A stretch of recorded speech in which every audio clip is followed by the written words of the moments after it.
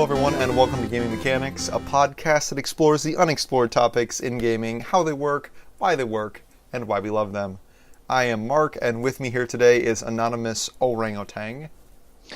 You know, I was thinking about the fact that there's a really easy in where I could have just made the noise of the animal every single time you said it, and then realized I didn't want to do that at all. That would have been really entertaining for me and a little embarrassing for you, I think. Yeah, I guess. This is more appropriate, really, that I have begun existentially breaking down the structure of our podcast, considering what we're about to talk about. Yes, it's highly appropriate. Sounds about right. Amazing segue. Guys, we didn't plan that.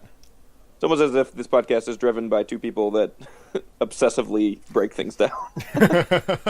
No, I don't think so. Shocker. Well, today, as Greg has alluded to, we are going to be talking about the movements in gaming broadly. The podcast is titled A Movement in 4 Parts. We are going to lay out a series of movements which characterize the innovation and basically the life cycle of innovation in a given area of creativity. And I contend that these movements apply more broadly. You can feel free to disagree with me on that, but hopefully you will at least see my application to the medium of video games. And so there's a lot of this one came to this is largely Mark Bishop driven. Oh wait, did we not say your last name? Nope, my full name and your full name is in the attribution of the podcast. So good to know. In terms of, do you want to tell the fine people how you came up with this entire structure, Mark? Well, it just tickled me. I don't know why. I was inspired by a video by the game theorists who laid out a prediction for the future of gaming. But most of the language and the way that I'm going to be describing this came up with while I was staring at a candle at about midnight, laying on a couch, and just kind of thinking about stuff, as you do. So this all sort of came to me. The way you put it to me was a fever dream. Okay, fine. It was a fever dream. Sounds way better. I'm picturing a Beautiful Mind-esque sequence where the world begins, reality just begins clicking in front of you, and you see all the connections and just are enlightened. It was sort of like that. I definitely couldn't sleep because all the thoughts were sort of flooding into my head. And, all right, sweet. Well, let's let the people into your fever dream. Cool. Okay. Well, closer. So the 4 movements, if you're wondering. So at the beginning of a product, and there are 2 to 3 different ways I've thought of being able to conceptualize the same series of movements. I'm going to start from a more economic and commercial standpoint, just because I think it's really easy to wrap your head around, and there are really clear incentives in an economic structure because everybody's trying to make money by definition. Right. So from an economic standpoint, you have some technological innovation, and it becomes new just by virtue of the fact that it's a technological innovation. And I'm going to call this a pre-modern or a classic phase. And in this phase, people want what you're selling just because it is what it is, right? They want a video game just because it's a video game. They're not comparing it to... Exactly, it's a new thing. They're not comparing it to previous video games. They aren't really picky about what story you're telling or what graphics you're using. It's just cool because it's an interactive game, and we've never seen those before. And I would say you can, at the tail end of this, you've got games like Galaga, Pac-Man, Frogger, pretty much anything in an early arcade. Qbert. I would never want to forget about Qbert. How could we? And... by definition, this overlaps a little bit with the beginning of the modern phase. You could argue that it's only a name for the beginning of the modern phase. Whatever. This is just a way to conceptualize Sorry, Mark, total cut in here. Did I tell you that we played Qbert? No. When did you play Qbert? Dude, at Xander's bachelor party at a barcade called Ready Player One in Detroit. That's fantastic. I had no idea that you played Qbert. Oh yeah.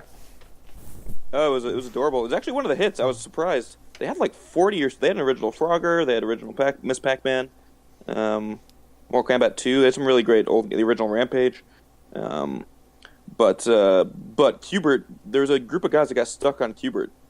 I was fascinated. It's a cool game. I mean, it's It's like a a weird weird. combination of Tetris and Frogger, kind of. Like, Yeah. it takes all the spatial reasoning of Tetris and combines it with just like the everlasting movement and running from other things From that Frogger Frogger. is. That you just described the life of a frog. Anyway, sorry, I just had this like flash moment where I was like, "Wait a second, I've played this game in the past month."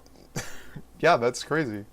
Anyway, sorry, totally cut into the flow That's there. all right. So Back to that's back to the Go play movements. Qbert if you haven't. Qbert, yeah, you probably can find it for free somewhere. Definitely classic. So yeah, I'm going to call that the classic phase. Again, it's part of the early modern. That's why I call it pre-modern or proto-modern. And you could think of it like the printing press that came out, and novels sort of piggybacked on top of that. Now, the printing press was a much broader revolution, just like the computing revolution is a much broader revolution. It's not mostly about making video games. If you didn't know that, I'm sorry to burst your bubble. But Right, yeah. We did not games. But video games can obviously still use technological innovations in that field, just like we got the novel because you were able to print and distribute text very quickly thanks to the printing press. And it's important to note, too, I think this just tends to be true for a lot of our kind of self-contained little grad theses of podcasts that we do, but in general, you know, these are fantastic delineations that Mark came up with and we fleshed out a little bit together. But in general, you know, reality very rarely sorts itself into such perfect forms and types. And of course, there will be counterexamples and places where it doesn't entirely apply. I think this is a particularly rigorous and good series of movements that we've put together. So I think it includes a whole lot of stuff. But in general, it's also, in terms of the difference between the movements and the functions, there is overlap in between them. It's not just like we're in the pre-modern phase and then suddenly we're in modern immediately, right? That's not how that works. In fact, some of the transitionary games that were between the movements, I think is a really interesting thing to look at too, which I don't know if we'll have time for. But in general, again, just the general disclaimer that we here at Gaming Mechanics do not claim to have all of the answers, just some ideas and some pretty cool ones. So, yes. And actually, along those lines, I would love to mention a game that I think really kind of threw us into the modern era, and I would contend that the modern era really came into its own and started in earnest when we started having home consoles. And so I would say the original Mario would be a fantastic transitionary game. Sonic, you know, Zelda, yeah, all those early games. Kind of think of when we were talking about the pre-moderns, we talk about the classics, right? In terms of, you know, like at this point, it'd be mostly arcade because we didn't have the home console, but you know, like Galaga, Asteroid, things that you really consider like the classics. And then you have a different version with modern, where when you think of like they've still carried on, right? You don't see Frogger or Galaga like blowing up the headlines anymore. And yeah, Breath of the Wild just came out. So in the modern era, you kind of see a movement towards, I think, one, it's easier to franchise, but two, this, you could call them classics too, but they're more like genre defining, you know, like the beginnings of something. That then you have games that try to emulate them as they go on, because they hit this incredible place, you know, for platformers like the Crash Bandicoots, Spyros. Think early consoles and their ability to begin defining these games that have since become. I mean, Doom, another great example. Right.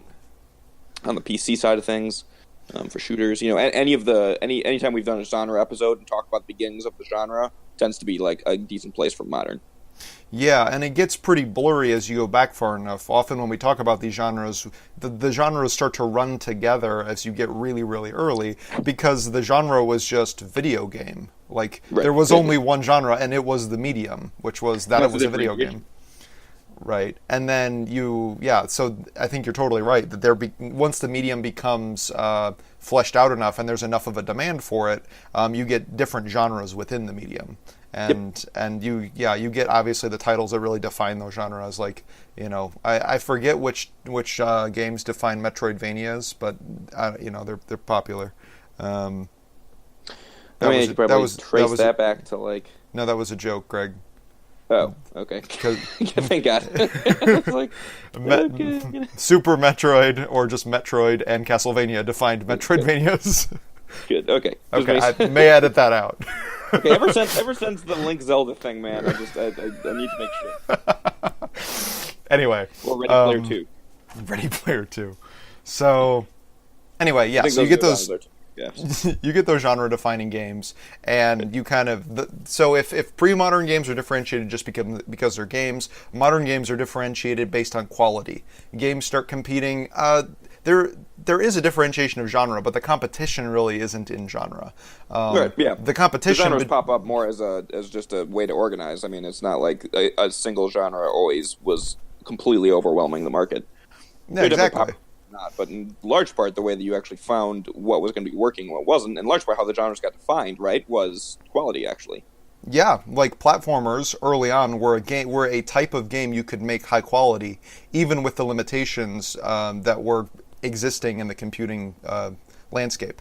Right? So you could do really compelling 2D platformers. In fact, arguably, that's still the best way to do platformers. And, if you want to hear a bit bigger discussion about that, go back to our platforming episode. But that became a very popular genre in this more modern movement of gaming, specifically because it was a genre that you could infuse with a lot of quality. It was an idea you could do really well in that time period. And it became less about, like Mark was talking about, I mean, so in the modern era, or the pre-modern era, you had literally, I mean, the other interesting thing, too, is that there's a bunch of very old games that actually were they didn't really get written into history too much because they weren't, honestly, they weren't important enough to be remembered. But in the early era, there were tons of games that were basically versions of some of the basic ones that we talked about, the classics. But there is a huge amount of games that came out of that point and that did kind of just fine because they were a game, right? If you were at an arcade or if you were at a place where you were able to play games or had, really early kind of proto system or something, just having a game, especially pre-internet age, like if you didn't know about the quote unquote better games, you were just happy with a game. Right. So in large part, the quality part, and then in the modern kind of shift where you have far larger availability, far more resources computationally. You have the ability to actually go in and see the genre-defining games come out because they were the highest quality. It wasn't just about the fact that they were a genre or a game. It was suddenly you had enough, and you had enough ability to differentiate them based on how good they were, and that's where you see, Mario won the Mario is an objectively good example of that in its early days, right? There's a reason it was so good. Same thing with any of the other genres across the board, and we've talked about these in a lot of our genre episodes. But there's a reason those came out, and those tend to be less, hey, it's because they existed, and more because, hey, here's the things they did really well that the competitors didn't, and they rose to the top. Right. Yeah, that objective goodness is really, really important to modernism. People sort of latch on to these genres, and popular opinion sort of decides what a good platformer is, and what even a platformer is, and what a good video game is. And so you start talking about games that are better, or better graphics, or just the word better tends to take on a fairly narrow meaning in a modern context. Right. And so you do get this really pretty cutthroat competition where games like Goof Troop are forgotten and games like A Link to the Past are forever remembered. And they're very similar games if you look at them, and yet one was sort of deemed to be better. And so this competition sort of continues within modernism and will continue as long as technological advancements continue coming down the pipe, because. Yeah, exactly. Which is a great point. What I was about to say is that throughout this whole kind of thing, we have the movement of games, but also I think it's important that kind of that indifferentiable parallel movement, which is just the movement of technology too, right? Those two kind of play into each other. I think there's a natural way that a culture goes in terms of just the way something develops, something new, which is in large part what we're talking about, but there's also a level of the technology is moving as well, so of course that has to be interacting with the way that the medium will move. And in this case with games, that quality bit, honestly the easiest way to have seen the quality improvement was, particularly in this age, was just graphics, right? That's a really, I mean, it's the most Right. obvious thing when you look at a game or a screenshot. It's the easiest way to show. And it's so is easy that, to hey, market. This game is better than the other ones because it looks better, and it's very clear that they look better. You don't have Right. to get in and play it for very long to be able to see that it looks good. Exactly. And I think for that reason, it's really easy to market, and it attracts a lot of capital because you're like, listen, if we can make a game that looks, the trailer, the actual gameplay of a trailer looks fantastic, we're going to sell 2 million copies of this game. We're going to make a ton of money. It doesn't even have to be good. I mean, now they don't sit there and say that. They want to make a good game. But the focus is, of course, on making it appeal to customers. I mean, that's always been true. Yep.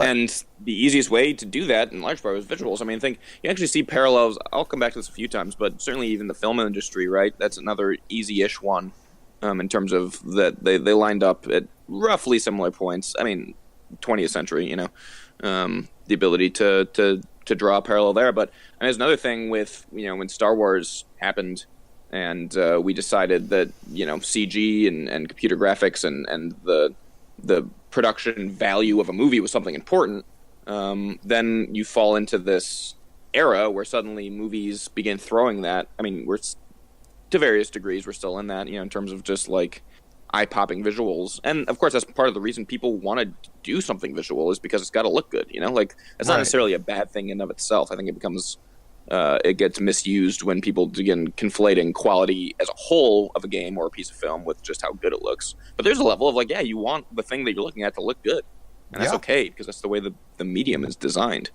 And I think you saw a similar thing happening when computing power and resources were increasing on the home consoles, where games were probably primarily being marketed, certainly, but also there was just a whole lot of even reviews of this era. I remember. In the 90s and early 2000s, would really put a lot of weight on graphics. Yeah, absolutely. And this is where you had the shortest lifespan of consoles because everybody was racing to get the most computing power and the best games out. And one of the problems with modernism is, it's defined by a very narrow metric, and narrow metrics tend to be optimized best by giant companies. Because it's sort of the assembly line idea, right? It's like if you are trying to just make one thing and make it as fast and as much as possible, an assembly line is going to be best for that. And in an assembly line, everybody has really narrow responsibilities. There's a parallel to if you're trying to optimize for one very specific part of a game. It follows that the company that can throw the most resources, that has a ton of money at that one metric, can beat everybody else. Yep. Because you don't have to think creatively. You're just like, put a bunch of money at making it look better, and we'll sell some games. Yep. In large part, that's where you see the beginnings of these kind of giants, particularly in terms of publishers, right? The publisher-developer cycle coming to head. I mean, there's so many things that go into it economically and technologically and, like you said, even just culturally and what people are looking for. But I think they all do play together in this modern era to create these kind of giant names. EA is actually a great example in terms of there was a time when EA was not a cursed name in the gaming industry. And we'll talk about EA stories a second here as we move into the postmodern era. But EA was a very well-respected and successvel company that made a lot of actually really good games and certainly a lot of pretty ones. I mean, think I remember Madden 2001 or 2, I forget, was one of the first Madden games I got, and I was just staggered at how good it looked. And in a sports game, in large part at that point, they hadn't really been able to develop a huge amount of systemic improvements to it, and it was like, hey, the closer you can get to feeling like you're actually playing the sport, this goes into previous discussions of being able to simulate reality better. That was the draw, and Madden looked better than anything else. Any of the EA big games or EA sports games of that era, like SSX, the original SSX, was gorgeous for its time. Made you feel like you were out snowboarding, and I mean, of course, there are other things. The art design, the systems were good, but in large part, EA was whatever EA was putting out. They had licensed games like the Lord of the Rings games, which I was huge into, were actually very good by themselves in terms of making you feel like you're able to play there. I mean, the amount of resources that were able to be poured into things was really, really important. Obviously, Nintendo as a developer was big in this era. You have Sega and kind of like Bandai Namco or Bandai, and so on and so forth for the developer publisher kind of era of games. And of course, that's still going, right? That's still a huge thing. So it's not like that, like, Right. but that was like by far the most dominant point. And there was nothing to suggest that there was anything better than that at that point. Well, I mean, and to your point, I think imagine being somebody who's just like, in the era of like, let's say Yoshi's Island just came out on the Super Nintendo. And, it's just sweeping the nation. Everybody loves it. It's a great game. And you were just like, you know what? I think I'm going to start my own video game company. Would people even, like, that would just be a weird idea, even. Right. Like, it's not something that people did. You would have to go join a major studio. You would like, oh, you mean you want to go work for Nintendo? And you wouldn't start your own independent game company, probably, in, like, your basement, which is actually not that weird now.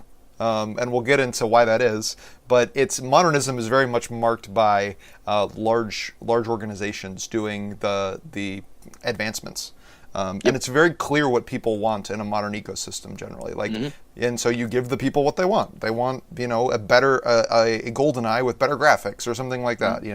So. And in large part, it's also important to I think because it's so far away certainly for us and a lot of modern. Gamers, the pre-modern era was, that lasted a while, but the modern era was pretty darn long, actually. In a lot of ways, you could probably argue that it only ended, it's 2018 now, I guess, but like we were talking about, even like a good example of a modern game would be Skyrim. Actually, I think that'd be towards the very end of it. Yeah, I would say that was the peak. I mean, or really close to the peak. Right. Yeah. I mean, the other ones we listed were like Dark Souls.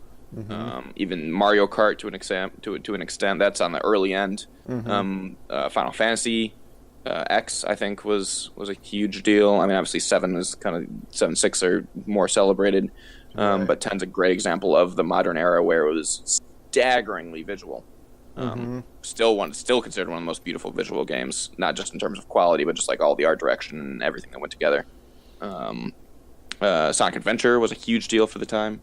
Actually, on the Dreamcast when that came out. But anyway, point being that these games these are all fantastic games by themselves, right? They're not just beautiful; they hit something really special that was remarkable. Think again, going back to film, think like the Spielberg era, right? With like Jurassic Park and Close Encounters, James Cameron, like Aliens, all that jazz. 80s and early 90s that had been set by Star Wars and its ability to bring like special effects to the fore, but then got really just solidified and polished and brought into this huge mass market, and those movies, Jaws, they're fantastic, right? They're not just beautiful; they're really good. In the same way with games, Skyrim exists because I remember when it came out, it was also gorgeous at the time, but there's a reason that it stands as one of the best games of all time, and that's because it really actually hit a perfect storm of quality across the board. So what the interesting thing is, once you begin hitting, like I said, these peaks of these genres, as well as when computing power begins to be narrowing out. I love the point you made that early in the modern era, you saw consoles come out every like 2 or 3 years, basically. They had very short lifespans because computing power was going up so much faster, and very soon that would be irrelevant. As opposed to now, where you see, the current gen of consoles is far less actually even defined in terms of we have just kind of like add-ons to the consoles in terms of the PS Pro or the Xbox XXX, the Xbox One X, Xbox One S X, which is important. So anyway, point is, from the modern era, where do you go when you reach these you're beginning to top out on stuff, actually. It's the thing that used to help, which is the differentiation of quality, begins to get a lot harder. It's harder to make higher quality things now. Exactly. Like how do you make something that is more expansive and immersive than like Skyrim, right? Right. How do you out Skyrim is the question. How do you out Dark Souls? It feels almost impossible, and you could argue that it's not actually impossible, but the amount of effort that it would take, it just seems like it's not worth it. So people, it's easier to go elsewhere, basically. But this is a huge problem for a company like EA, which has invested so many resources into optimizing in this one metric, right? And that metric is starting to get topped out. And companies kind of steer like an aircraft carrier. You can't just turn on a dime. And so you've got to figure out a different way to sort of continue making money. And I think that's where we see a lot of the reasons why EA has become a bit more of has a more despicable reputation now. You get things like a lot of DLC, a lot of loot boxing, and a lot of other ways to try to get monies out of consumers, because you no longer are just the king of the thing that everybody wants, because it's no longer setting you apart from the competition. Everybody has access to the Unreal Engine. Everybody can, make a game that looks pretty good, as long as they invest the time to do the content creation. Right. I mean, the mod scene grew up at this time as well. The idea that suddenly, it's postmodernism, right? It's suddenly you are opening up the idea of what a game is to everyone, not just the companies that had, or the creative people that had the control. Suddenly you have the resource. Two things are important. One, the resource. Again, the technology has advanced to the point where almost anyone can do some semblance of game design, and certainly mod tools are a huge part of that. And two, the thing that sells games, or the things that people are interested in, are no longer these huge mass productions. It's something, Mark, you said it was if modernism was a differentiation of quality, then postmodernism becomes differentiation of novelty across the board. Right. Suddenly it's not about the best, the topping Skyrim. It's about doing something that someone wouldn't even think to have wanted that isn't Skyrim. Right? It's on a more thought base. It's deconstructing what Skyrim was and finding something else. Right. Like it's intentionally not trying to be Skyrim. And in fact, it sort of tries to undermine Skyrim, and I think some of that cynicism. There's usually a cynicism that pervades postmodernism and differentiation of novelty. And I think one of the reasons is because of what you mentioned, which is that these peaks have already come and gone. Like, are we going to make another Skyrim? Are we going to ever top Dark Souls? Are we ever going to, which, you could say Dark Souls 2 or 3 was the peak, but still, are we going to be able to come up with something? Series, Yeah, but are we going to, in the music, in a musical context, are you going to be able to write better piano music than Beethoven? It's so there's sort of a defeatedness almost in postmodernism, where very much so. There were people who grew up in a modern context, and they saw games getting better and better and better, and then they got older, and all of a sudden the better stopped, because this technological gap that had widened. You can kind of think of modernism as a bubble, a creative bubble, because it's running on borrowed time, because the technology is advancing and the creativity has to catch up, and eventually it does, and then you have nowhere to go. And so there's a cynicism of we kept seeing games getting better, and now they can't really. So what do we do? There's a level of, even with, very often talked about, and certainly relative to other things, the speed that technology advances is extreme. But in this context, actually, creativity can move faster than technology can. And so you're right, when those two things interact, when they finally collide, it's okay, well, now we don't have any ability to just keep on making more of the thing that we were doing, because suddenly we don't have enough more. There's not any movement on this side, so the movement, there's no direct, I'm thinking of vertical movement, basically. Now we have to move laterally around it. To explore within the confines of what we have. We can't just keep on counting on the genres being pushed forward, or being able to continually make them more of what they are. We have to define new ones, or get around what they were. And that's totally an entire genre of game that has come out, which certainly in the past decade, I'd say, has been the postmodern gaming era. Film, again, this also kind of ties into just the rise of any indie development, right? With indie games being able to be a thing at all, much less being celebrated, put on the same level as kind of the AAA releases. In film, you see kind of the rise of indie filmmakers, the ability to have independently run studios. That's what indie means, defining things with themselves again. Yes. As opposed to having New Line and Miramax and Paramount, Fox be the only possible ways to make a movie. Yeah, Exactly.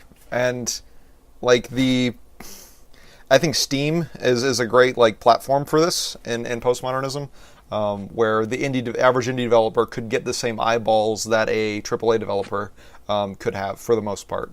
Yep. YouTube trailers and things like that aside. Yep. YouTube's a great example. And that's a big deal, because now the indie developer can make their game and put it in front of people, and people can play it and enjoy it because it's something that's different. They aren't they aren't doing the same things that the modern companies are doing, which is just trying to make a more and more detailed football simulator, for example. Right. You get something that feels refreshing and new and different, and you can think of sort of the program of postmodernism, if you want to call it that, is sort of searching for another metric to sort of optimize along, to another thing to throw technology at. One of the things I think of is like Doki-Doki Literature Club, right? Yep. So Doki-Doki Literature Club is a great example of a postmodern game. It's very self-aware. I won't do any spoiling, but there is a lot of fourth wall breaking. And in fact, at one point, you even tab out of the game, you minimize the game, and you go onto your computer and you actually edit a file on your computer. And we do have a playthrough of this game, Doki-Doki Literature Club, if you want to check it out. But it's not that we couldn't do that before. That's something that has been afforded by technological advancements, but technology had never been applied to give the player that experience, because we were too focused on optimizing for other things. And so somebody went and saw some low-hanging fruit, and they were like, oh my gosh, we've never had people edit files on their computer while playing, and they wrote that into the game. And it's really cool, and it's a new experience for players. But in postmodernism, there's a lot of this low-hanging fruit, actually, because things haven't been tried. Right. There's two sides of that, right? There is a level of just the straight novelty, regardless of quality. Now, like with modernism, quality got like maximized, right? Like I said, instead of going forward, we're going like left and right. Now there are like ways to be novel and not be very high quality, and sometimes those work. Like the idea of like the simulator games, like Goat Simulator or Rock Simulator, those are not high quality. No one's going to look at those games and be like, yeah, this is the top. But they were highly successful because they're entirely novel and stupid and fun and actually worth your time, to an extent. Right. Very low quality. That's not to say, like, we've been talking, I think postmodernism tends to get kind of a bad rap as we're moving out of it, particularly in terms of, like, it didn't stand for anything, it was deconstructing, and it was just novelty without any quality. There was really high-quality versions of that, too. It's not bad in of itself. I mean, like, talk about Doki-Doki was extremely high quality. You're talking about how there was nothing about it that was necessarily technologically impossible or hadn't been done before, but there were ways to have done something like that really ineptly, and it would have sucked, even with that. So Doki-Doki was a good example of both the high quality and the novelty. Same thing with like Undertale. Yeah, I was going to say extremely high quality, extremely funny, extremely well put together and thoughtful. Borderlands is actually another good example.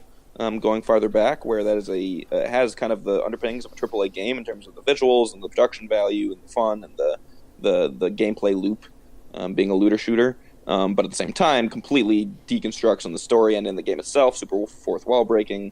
A lot of meta humor, very much joking about being a game while being a game, Right. That sort of thing that becomes, like I said, very easy to do, but was done very, very well. So quality is a thing in postmodernism. It just isn't necessarily the driving force that moved games. Right. Quality had already been achieved in some ways, so now people were applying that to other things. And I think it would take a back seat, too. I mean, people aren't going to spend as much time trying to compete with a game like Skyrim because you just know you're not going to win. So it's like, okay, we'll make something that looks good, but we're not going to put all of our budget behind cool special effects.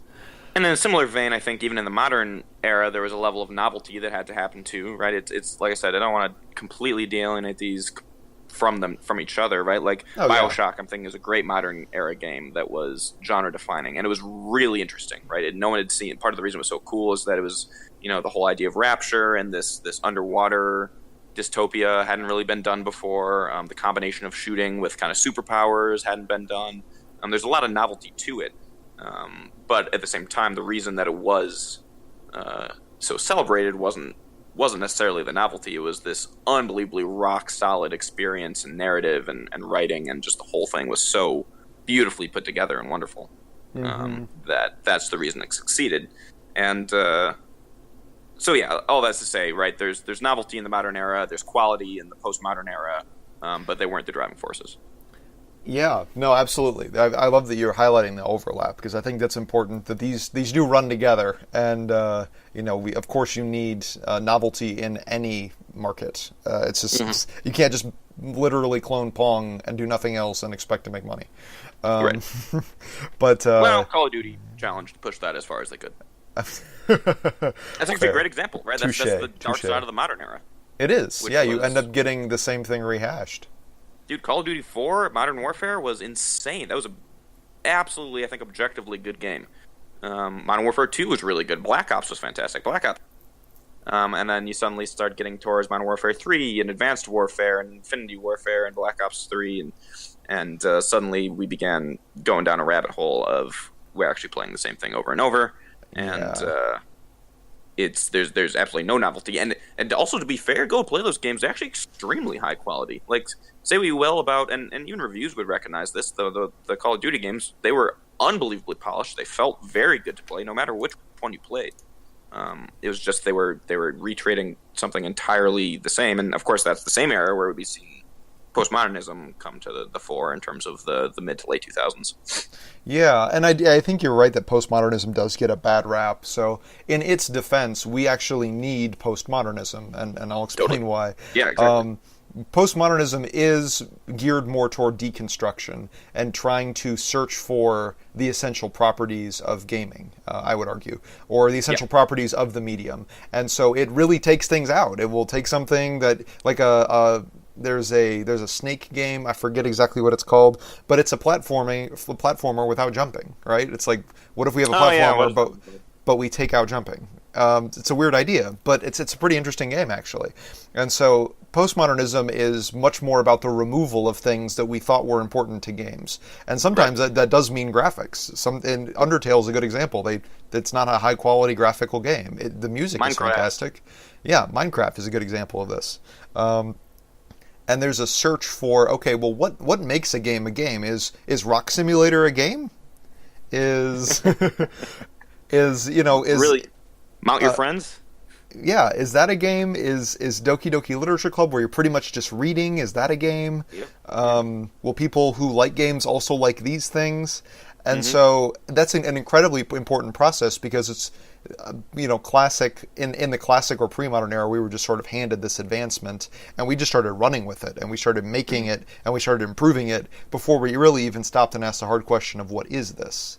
And so postmodernism helps to answer that question. Yep, same thing with movies, right? Think like Memento. Think a lot of Christopher Nolan's works. He's a master postmodern filmmaker. Kind of before it was cool, honestly. He was one of those transitionary ones that combined incredible high-quality scripts with some very challenging novel ideas that hadn't been done in movies, both with time and narrative and the way that those things happen.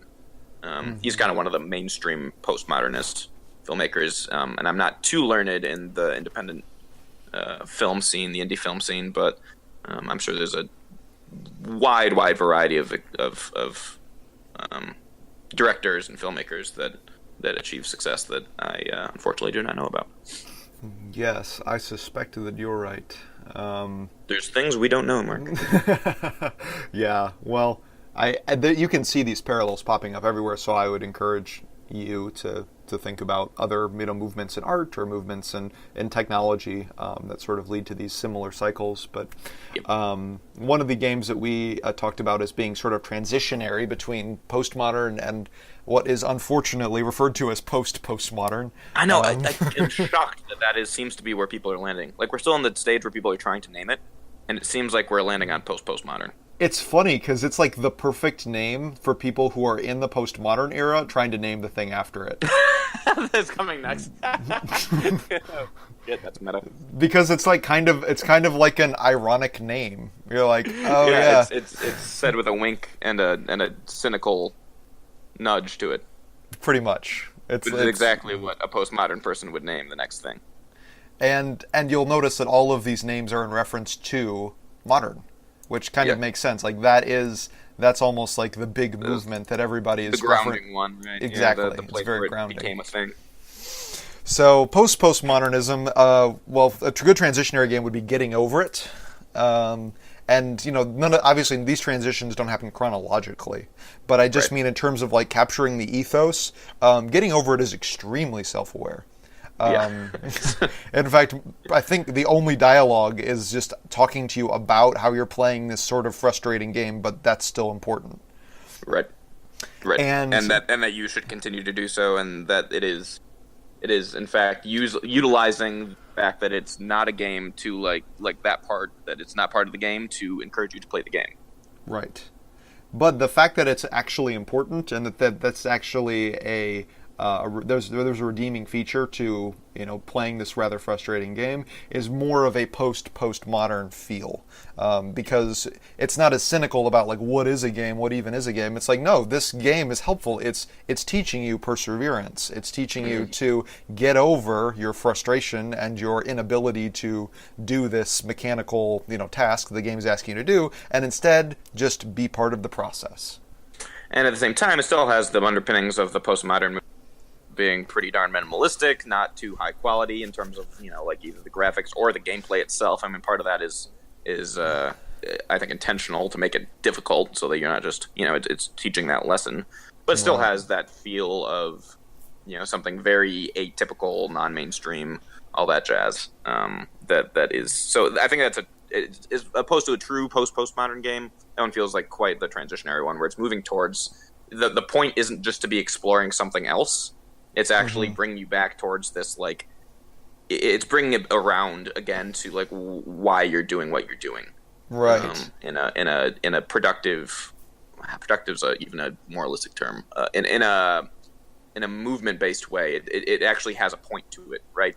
In a way that a lot of postmodern just asks the question, right, and begs the question and doesn't really give an answer.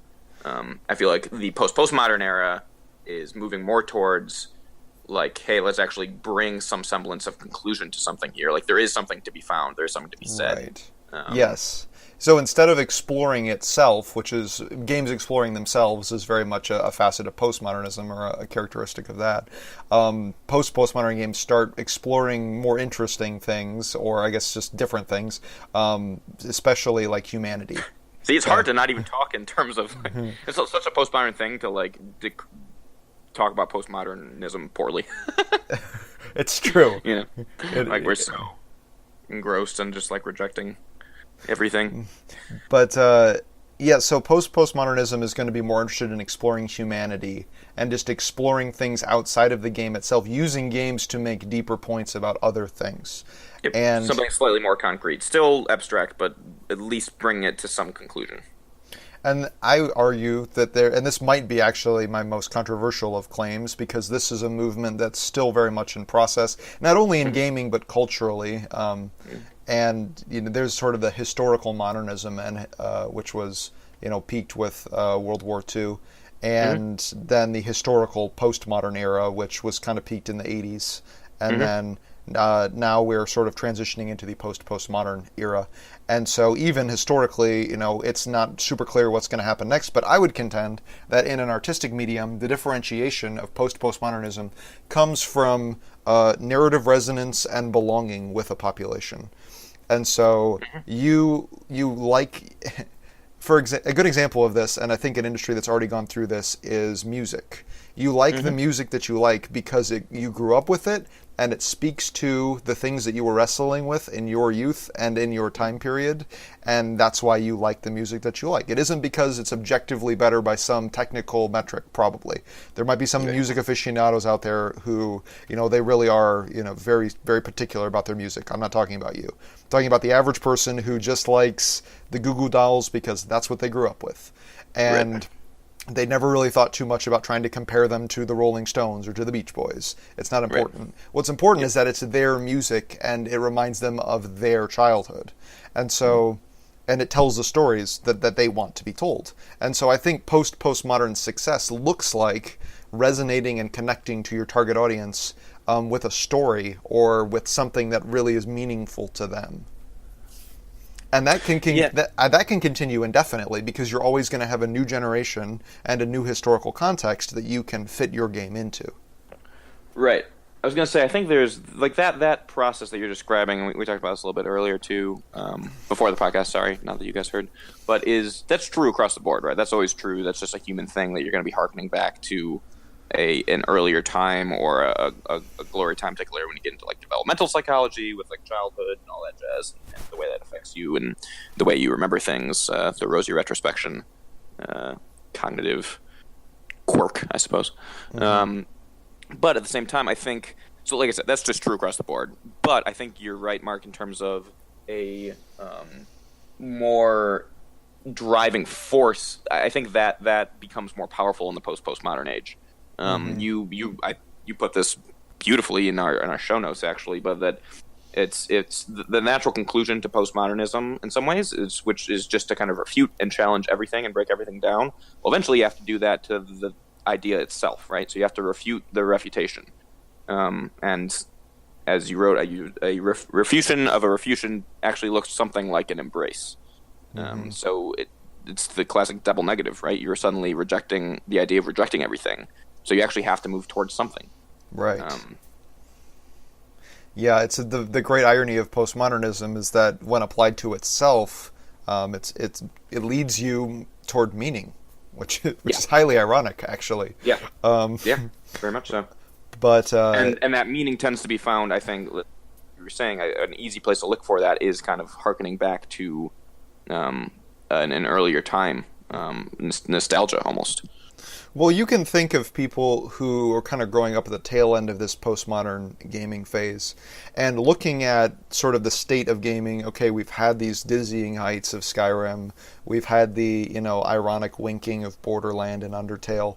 But games were still games before they were modern, before, we had all this computing power to throw at them.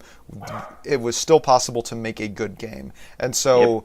The postmodern program of searching for an essential property concludes, and then postmodernism can build on those essential properties, the things that were distilled down by postmodernism. Right. And so once those essential properties are sort of found and established, postmodernism can take these, or post-postmodernism, can take these building blocks and use the quality and the lessons learned from modernism and combine them in a way that really speak to the target audience, the people who like to play games. Yep. And in this case, I mean, it's cool. Some of the examples of work well in terms of that the aesthetic tends to even be older too. It doesn't necessarily mean like you were talking about abstractly, right? You're talking about the idea of being able to find the things that made games games, and that those existed before the modern era, and hence we can actually find those again. But I think in general too, and so that doesn't really demand any aesthetic. But in our examples, at least so far, -1. The postmodern games actually will use an older aesthetic too to kind of match the fact that they were. You see a combining of the old with the new in a way that is very, very high quality. So like Cuphead is a great example. That's a super postmodern game where it's not just begging any questions, or it's not just trying to deconstruct the idea of what a run and gun looks like. No one really cares about that anymore. Actually, they built this incredibly compelling, fun, difficult, which is much older thing when games were really hard, right? And of course, then the cartoon 40s aesthetic, and they combine it all into this thing that's actually extremely high quality. It's a thing by itself that people really enjoyed. Shovel Knight, Hollow Knight being other great examples, harkening back to the Castlevania series, and going to really distilling down what those were and nailing it again. So it has some like modern-ish points, but it's differentiated from, it's closer to modernism than postmodernism, that's for sure. Because it sees a return to trying to make really, really high quality kind of heights. But the difference is that it's not about this movement forward and just utilizing particularly the technology. It's going backwards too. There's some combination of future and past that modernism didn't really care about. It only cared about moving forward. Right, exactly. There's a reclaiming of the humanity behind that gave birth to video games that can get left in the dust when you're just seeing the 8th rendition of Call of Duty. And it just feels like, okay, it's just a money grab. And this was seen in historical modernism where historically, modernism was given birth to by the Industrial Revolution, and there was a few more historical factors before that, but by and large, the Industrial Revolution led to modernism, and the idea that we're going to change the world and make humanity great. We're going to make them awesome. Everything's going to be amazing. And that, unfortunately, led to things like Nazi Germany, Stalin's Russia, and pollution, nuclear weapons. Yeah, global warming, like horrible, horrible things. And because the program of modernism, the breakneck pace of technological advancement, lost track of the humanity that it was supposed to be serving. And in postmodernism, we reclaim that humanity, and the technological advancements serve the humanity instead of vice versa. Exactly, and you see that, like, I feel like you see that in games, or, again, this is more just anecdotal, more just my own perception, I guess, but think about, like, the way the games are reviewed nowadays, even, too. Like, what matters, right? Very little talk about the visuals or the technological systems behind it. It's far more like the spirit of the game, the emotions that it's able to invoke, the way it makes you feel, the point of it, the reasons, the meaning. What this game does for the industry, what this game does for the player, and what it means, all that jazz. Far, far more so than it used to be, for sure. And that's just like I said, it's a combination of the technological, it's social, right? It's happening outside of just video games. It's happening everywhere. So the way that the reviewers are thinking is affected by it too.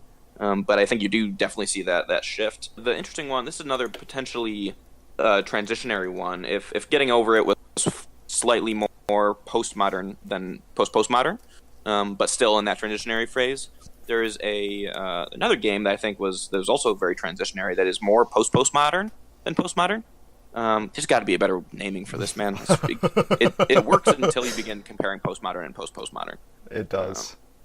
But anyway, point is, another extremely beloved game, The Witcher 3, which is considered, one of the ultimate games of the past 5 years, for sure, at least. And that's an interesting one because it's a lot of these things that we talked about postmodern not being about, in terms of being this very, very high quality, very kind of standard in some ways, fantasy world. It didn't break too many molds. It was extremely compelling. It was huge. It was giant. It was very similar to Skyrim in a lot of ways. It was single player. It didn't have any online functionality.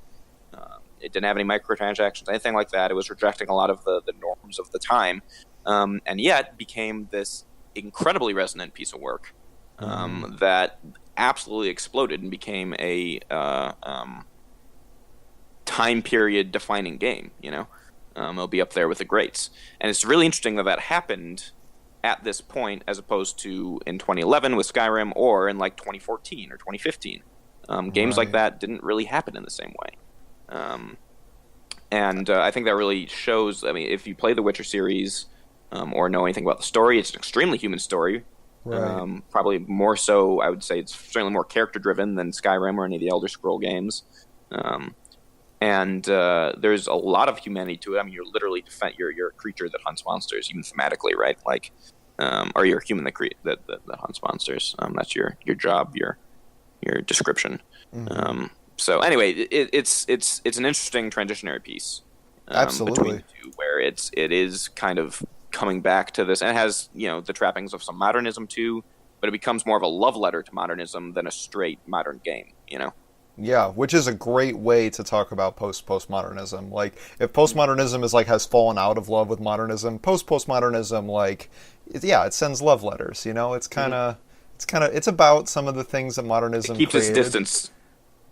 Yeah, but exactly. And you see stuff like that, even Xander just finished a game that was basically a love letter to the GameCube, Hat in Time. Yeah. Yep.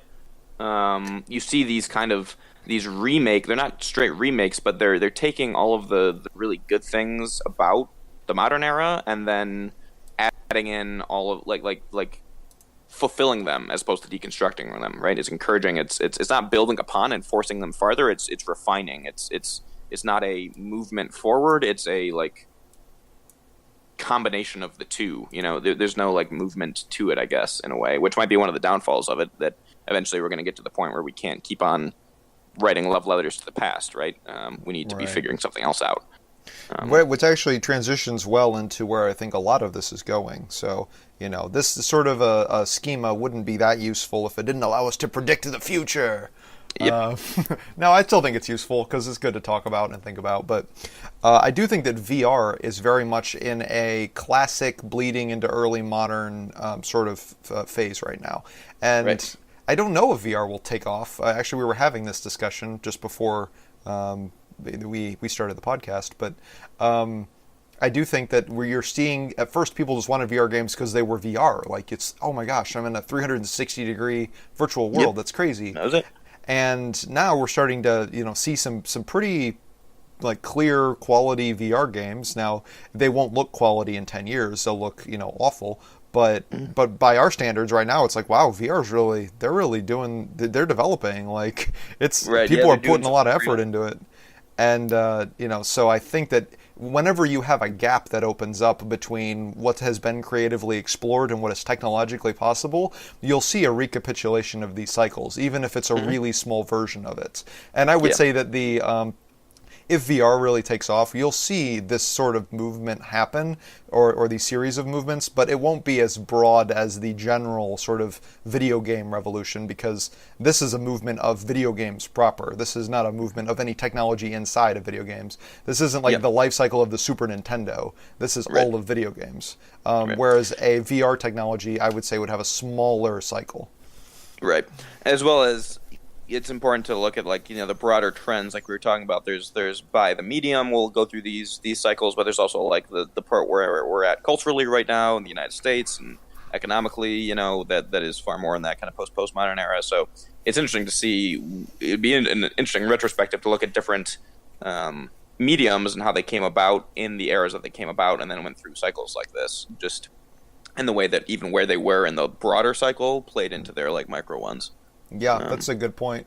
That'd be getting Because more towards video thesis level games stuff that would require a lot of work and time. But the other thing I wanted to say was that there's also an assumption, one underlying assumption to this whole thing with video games was and novels and film, that it has to be successful actually just by itself, right? If VR just tends to not be the way that we're going to go, regardless of for video games, I'm sure VR will be used for all kinds of stuff.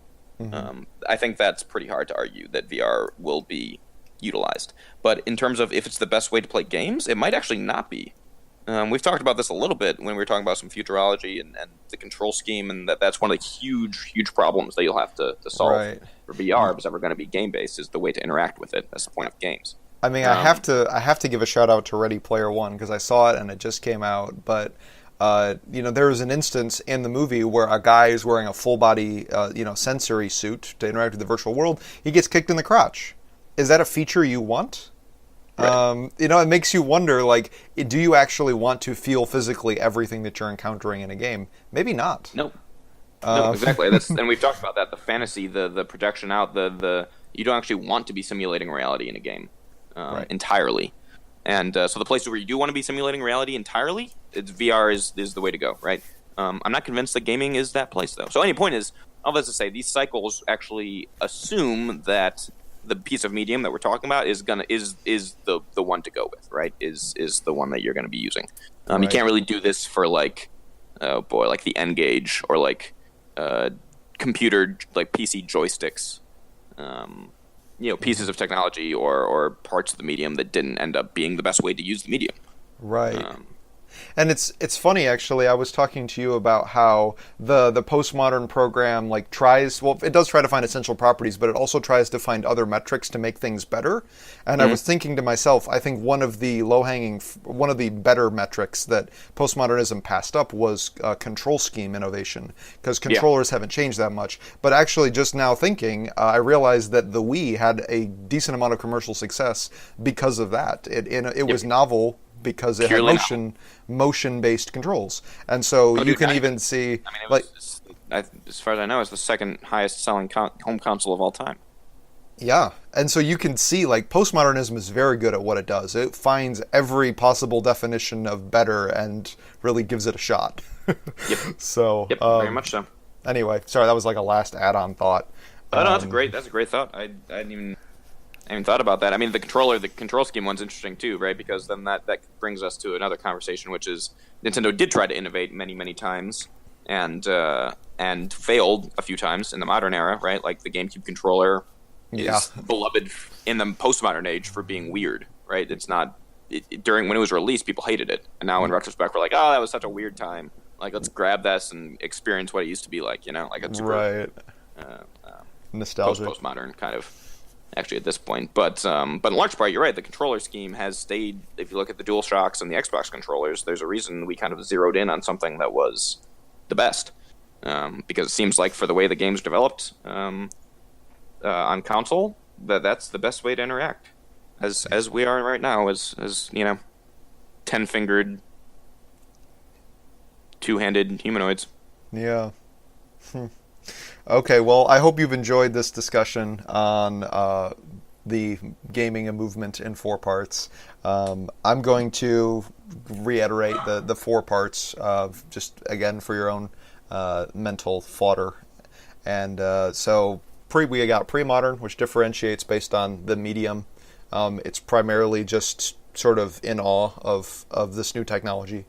Modernism differentiates based on quality. It's concerned with making the best possible game by a fairly limited metric. Postmodernism is differentiated based on novelty. It searches out new metrics and new ways to make games and really tries to figure out what is a game. And postmodernism differentiates based on belonging and resonance with its target audience and with humanity as a whole. And it is it has rescued the essential properties from modernism and has used them to serve humanity instead of vice versa. So, brief summary, and that's about it. There's a lot of grist that we had to use for this. Yes, enjoy the grist, and we will see you guys. Yeah, take all the grist. We'll see you next week. Well, I hope you guys enjoyed the this episode. It was a really fun one for me to do, honestly, in large part because Mark did most of the work and I just got to chime in. And that's nice. So in general, ironically, moving forward, I have God, my life is weird. Apologies for the lateness this week. It was in large part because I've been moving all week, and moving sucks and is very difficult. Particularly when you have a weird work schedule too. So, in any case, we should be hopefully zeroing in on something resembling normalcy here. As I'm moving again in 2 months actually, so it's going to be we'll have 2 months of normalcy before we go back to weirdness. But in large part, we will be continuing, and we have a few. We never have any shortage of ideas moving. So tune in next week. To see where we go in our post modernism discussion. Jeez. We're going to be projecting out 200 years and just talking about 2020 or 2200. Sounds good, man. All right, bye guys. See you guys. If you enjoyed this episode of Gaming Mechanics, check out our Twitter @GamingMechanics or our Facebook by going to facebook.com/gamingmechanics. Thanks for listening.